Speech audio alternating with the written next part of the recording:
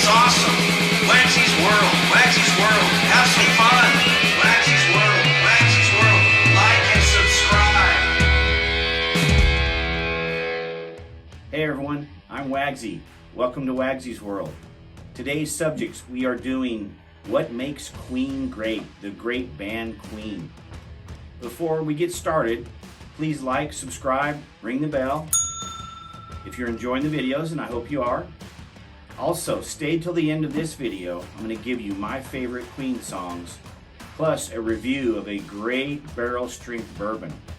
So stay tuned, don't miss that. Okay, Queen. Queen was formed in London in 1970 by Freddie Mercury on vocals, Brian May on guitar, Roger Taylor on drums and vocals, and John Deacon playing the bass. They started out in prog rock and hard rock, and actually they stayed that through most of their career. 1971, they had their first show as Queen. It was at a college. There were 6 people in the audience. So they paid their dues, just like most of the bands did have to.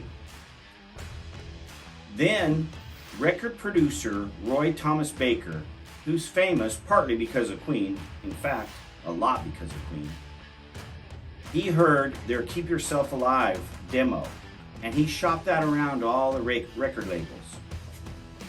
Well, it got some traction, and in 1973 they were signed by EMI, and they did their debut record entitled Queen. Now, Rolling Stone review of that first album, they said it was superb.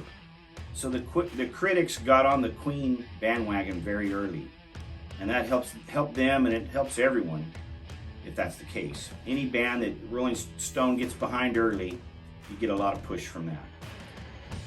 Okay, moving on to 1974, that's really when they began their run to superstardom. And it kind of went through 1987 that they experienced that top of the world type of a band. Now, some of their big albums during that era: Queen 2, Sheer Heart Attack, Jazz, one of my favorites, A Day at the Races, another great one, The Game, and News of the World, huge one there. Also, A Night at the Opera, another big album. So they had several big albums, and that's why they have over 200 million in album sales worldwide. That's massive. We've done some other bands, and I think that's the most. That's massive. Also, their tours, their worldwide tours were also massive and huge.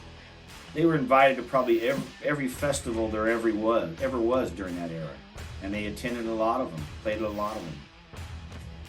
Eddie Trunk, the famous rock guy, I think he's on Sirius Radio now. He's been a magazine guy, radio guy over the years. He called them a hard rock band to their core, but with a high level of theatrics. That kind of sums them up pretty good.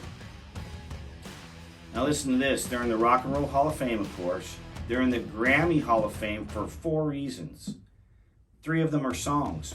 Grammy Hall of Fame, I actually didn't know they even had one. Bohemian Rhapsody, iconic. We Will Rock You. That's a stadium staple now. I bet they didn't think it would be that when they cut that one. And We Are the Champions, another stadium staple. So those are Hall of Fame songs. And then they also have the Grammy Lifetime Hall of Fame Award. Sounds made up. I guess it isn't.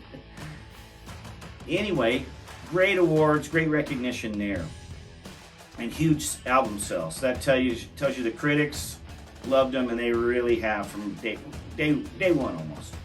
And the fans came along. They came along, maybe a little bit late, but they came along. About over 200 million albums.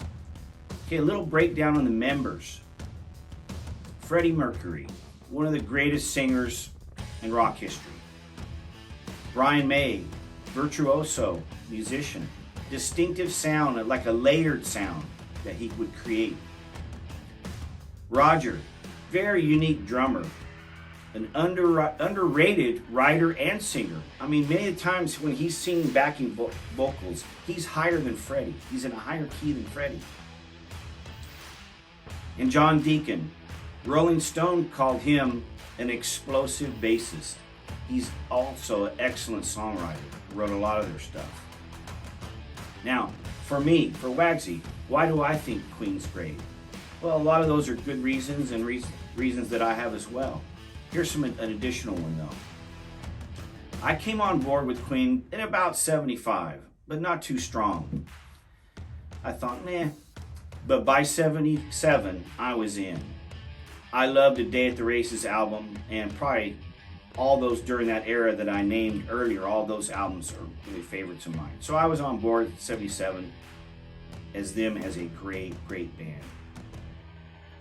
Now, I think Freddie Mercury was a top 3 vocalist. And he was also a top 3 showman. Now, that's of all time. So top 3 vocalists of all time and a top 3 frontman, they call it, frontman or showman. So in that same category of 3 guys in each category, I think David Lee Roth and Mick Jagger would be in the top 3 of the showman or the frontmen of rock. Very flamboyant guys that could really keep it going. So Freddie, Roth, and Jagger in that category. Now for vocalists, just by their voice, I've got Steve Perry, Robert Plant, and Freddie Mercury. So to me, by default, the fact that he's in both categories, and he's the only one, to me, Freddie was the greatest. He was the #1 rock singer of all time. Now I'm going to give you, like I promised, my favorite songs by Queen. Don't Stop Me Now. Love it. Tie Your Mother Down. That's a rocker there. Somebody to Love.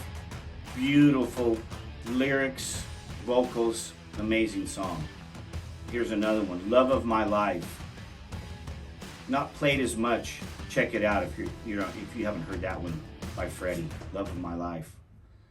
Fat Bottom Girls, a rock and roll song. Keep Yourself Alive, another great tune. Well, that was the one that got it going. These Are the Days of Our Lives, very poignant song. Freddie did towards the end of his life, and I love that song. Love it. Okay, here's the bourbon review. Yeah, we're at the end of the video already. Can you believe it? Here's the bourbon review. It is of Larceny Barrel Proof, as they refer to it. Proof, not strength. So, Larceny Barrel Proof. Now, this one I did in a blind tasting. And if you haven't seen that video of mine, you should check it out. I did 8 bourbons on a blind tasting.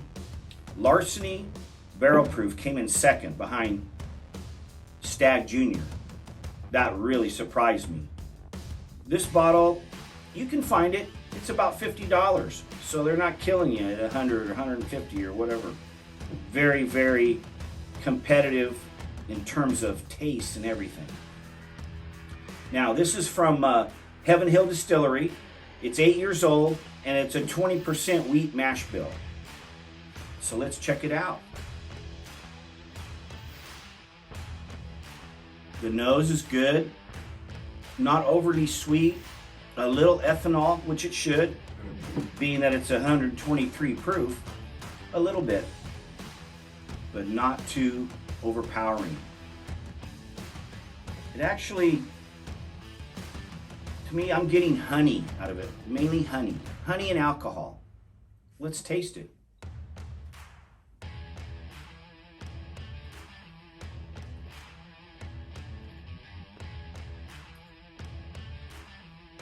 Very good, very good. You remember those candies, the bit of honey? The package had like little sections and double paper. It's kind of hard to get to them. I'm getting that kind of taste. Now the Kentucky Hug, which we should get at 123 proof. So it's not real burning or alcohol on your palate. You're able to enjoy the flavors. And I'm gonna say bit of honey, the candy bit of honey. So that's on your palate, and then as it goes down, you get the warmth of the Kentucky hug. This is an excellent bourbon. Now they have their regular Larceny, and that's good as well. But if you want a treat and an extra, really a high-end bourbon, it competes with the high-end bourbons. If you find one, if it's $50, definitely get it. Very nice bourbon. Oh, sorry about that. Had to get another sip. Thank you very much for joining me today. Remember, please like, subscribe, ring the bell. I know it's a broken record. At least it's not 200 million records like Queen. Thank you again. Have a nice weekend, and we'll catch you next time. WAGSY'S World, WAGSY'S World, it's awesome.